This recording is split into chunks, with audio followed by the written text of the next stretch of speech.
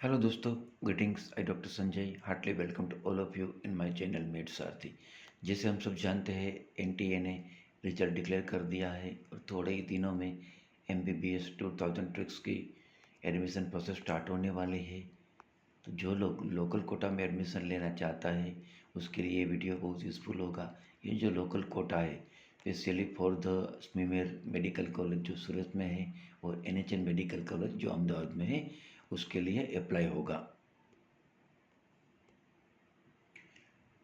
सबसे पहले क्या है कि ये जो सूरत की और अहमदाबाद की म्यूनसिपलिटी कॉलेज है वो लोकल टैक्स के हिसाब से चलती है, राइट। क्योंकि वो लोग टैक्स भरते हैं तो उसने अपने बच्चों के लिए क्या है स्पेशल प्रोविज़न ले रखा है एडमिशन के लिए। उसको हम क्या बोलेंगे, लोकल कोटा बोलेंगे।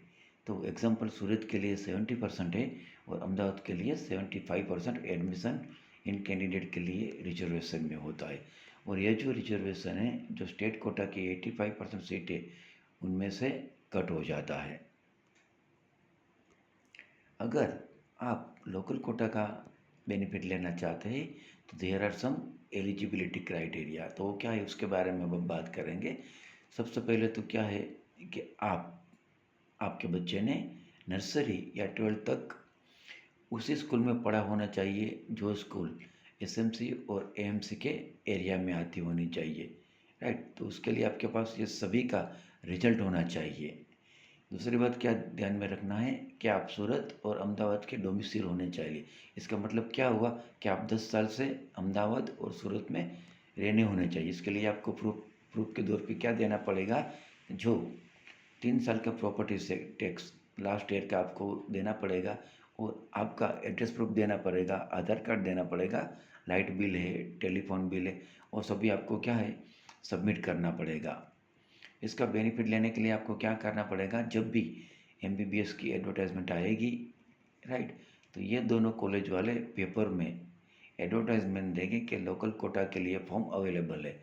तब आपको क्या करना है, उसकी जो डीन की ऑफिस होती है वहाँ जाना है, वहीं से ये फॉर्म आपको कलेक्ट करना है, उसको फॉर्म को भरना है और जो रिक्वायर्ड डॉक्यूमेंट्स है, एग्जांपल आपको इसमें क्या होना चाहिए, जो आपने पिन परचेस किया उस वो लगाना चाहिए, जो नीट का रिज़ल्ट है आपको वो लगाना होता है, ये जो मैंने बताया डोमिसाइल सर्टिफिकेट लगाना होता है, जो आपका बच्चा 10th to 12th तक जहाँ पढ़ा है उसके स्कूल का आपको लिविंग सर्टिफिकेट चाहिए, राइट। तो ये जो डॉक्यूमेंट है वो खास है आपको अपलोड करना है, राइट, वो ज्वाइन करना है और ये फॉर्म आपको वापस डीन ऑफिस में जमा करना है। और जैसे ही एडमिशन की प्रक्रिया स्टार्ट होती है तो उसमें जो आप चॉइस फिलिंग करते हैं उसमें आपको क्या है लोकल कोटा को सिलेक्ट करना होता है। तो आप इस कोटे के लिए एलिजिबल हो जाएंगे और आपको एडमिशन मिल जाएगा। इसका फ़ायदा क्या होता है, अगर आपको थोड़े से कम मार्क्स आए हैं फिर भी आपको क्या है एमबीबीएस में एडमिशन मिल सकता है। अभी यहाँ जो बेसिक इन्फॉर्मेशन दिया है उसके बारे में बता रहा हूँ। यहाँ भी जो फीस कौन सी होती है, तो जो लेटेस्ट फीस जो आएगी वो वेबसाइट के ऊपर लिखा ही होगा, वो आपको भरना होता है। दोनों की अलग अलग फीस है। अप्रोक्सीमेटली जो एनएचएल है उसकी 9 लाख के करीब है और जो स्मीमेर है उसकी क्या है 10 लाख के करीब है। मैनेजमेंट कोटा की अलग होती है, एनआरआई कोटे की अलग होती है और गवर्नमेंट कोटा की अलग होती है। जो लोग लोकल कोटा में एडमिशन लेते हैं उनको क्या है गवर्नमेंट कोटा की ही फ़ी भरनी होती है, तो ये बेनिफिट होता है। दूसरी बात क्या है कि जो लोग लोकल कोटा में एडमिशन लेते हैं वो जो स्कॉलरशिप योजना चल रही है MYSY उसके लिए क्या है एलिजिबल होते हैं। यहाँ सबसे बड़ा फ़ायदा क्या है लोकल कोटा में एडमिशन लेने का, तो जो आपका कट ऑफ शायद कम होगा फिर भी आपको क्या है एडमिशन मिल सकता है, क्योंकि ये जो मेरिट बनेगा वो सिर्फ सूरत या अहमदाबाद के जो बच्चे हैं उनके लिए ही बनेगा। तो क्या है आपका एडमिशन मिलने का चांसेस ज़्यादा हो जाता है। उसमें स्टेट कोटा वाले पार्टिसिपेट नहीं कर सकते।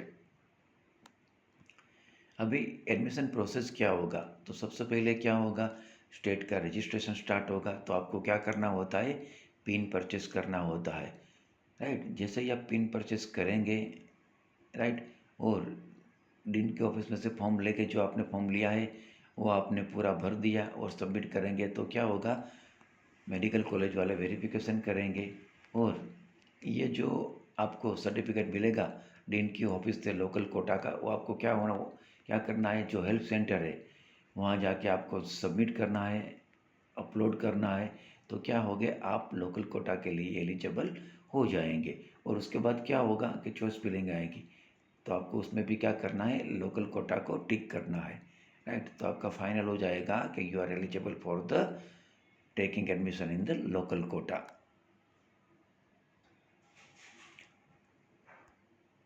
तो जो लोग लोकल कोटा में एडमिशन लेना चाहते हैं और एमबीबीएस करना चाहते हैं, तो क्या होगा, आपको थोड़ा कम मार्क्स होगा, फिर भी आपको एडमिशन मिलेगा। तो don't miss this opportunity, get ready with your documents, right. आप सभी रेडी रखना। और दूसरी बात क्या है, इसमें आप MYSY स्कॉलरशिप के लिए भी एलिजिबल होगे, तो ये भी फ़ायदा है। हाँ, दूसरी सबसे बड़ी गुड न्यूज़ क्या है, स्पेशली 10वीं में मेडिकल कॉलेज जो सूरत में है, उसने अभी इस साल से, राइट, तो उसकी 70% सीट थी और बढ़ा के 131% कर दी है, राइट। उसकी मंजूरी मिल गई है। तो क्या होगा, इस साल जो बच्चे सूरत से एडमिशन लेंगे वो 131 सीट तक उसको एडमिशन मिल सकता है, ये लोकल कैटा के हिसाब से। ये टेंटेटिव कैलकुलेशन है। जो सूरत मेडिकल कॉलेज है उसकी टोटल कितनी है, 250 सीट है, राइट। तो अप्रॉक्सीमेटली ऑल इंडिया कोटा की जो सीट है वो 15% है, यानी कि 36% होगी, 37 वो ऑल इंडिया कोटा में चली जाएगी। और दूसरी जो सीट है मैनेजमेंट NRI की, वो क्या है, 25% है, यानी कि 63 सीट है। और जो लोकल कोटा 70% यानी कि 105 लोकल कोटा में आएगी, राइट। तो दूसरी रेस्ट ऑफ द रहेगी 45 to 50% वो गुजरात स्टेट कोटा में आएगी। तो आपको ये याद रखना है। सेम एज यहाँ जो कैलकुलेशन है म्यूनसिपलिटी मेडिकल कॉलेज है उसकी, उसमें भी क्या है, 250 सीट है। Same as the NRI quota की 25% यानी कि 63 सीट्स है। जो गवर्नमेंट कोटा की 75% है, यानी कि 187 सीट है, राइट।